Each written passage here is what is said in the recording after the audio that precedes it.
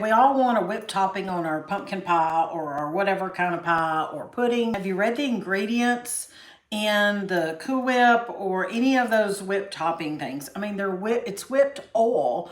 The real thing is super simple to make. I'm going to show you how. This is just heavy whipping cream.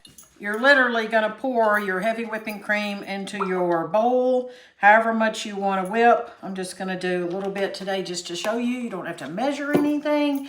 And then you're just going to put your mixer. You can use a hand electric like this one. You can use a stand mixer like your KitchenAid, or you can use a non-electric. I have one of those too. Ooh, there's going to be a point that you need to stop, because if you continue to go on past that point, you're going to make butter, which is good too, but that's not what we're trying to have on our pumpkin pie. We don't want a smear of butter. We want some whipped topping, whipped cream. That's what this is, whipped cream.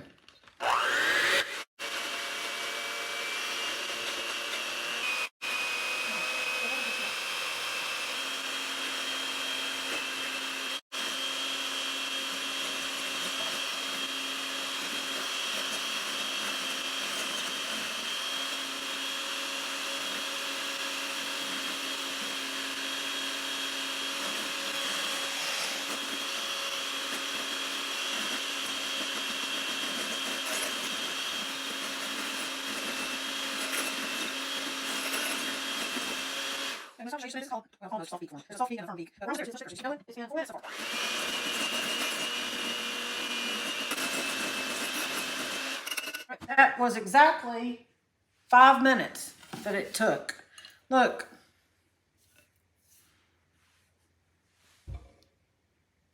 Whipped cream. Now, you can sweeten it if you want. A lot of people put confectioner sugar in it. That's powdered sugar. I've got this monk fruit and erythritol, which is used cup for cup, just like sugar. So you could put a tablespoon of that if you wanted to do so. But I may be weird, but I really like it just like this. I like it without any sweetener, no matter how I'm going to use it, whether it's on a dollop on my coffee or on pumpkin pie. So look at that.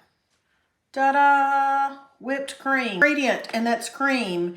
So it's great for low carb folks, low carb diet. It's so yummy and easy. And honestly, it did cost, I did the math, and it cost about $1 more than buying the fake stuff, the whipped oil. Come on, y'all. Who's going to make this?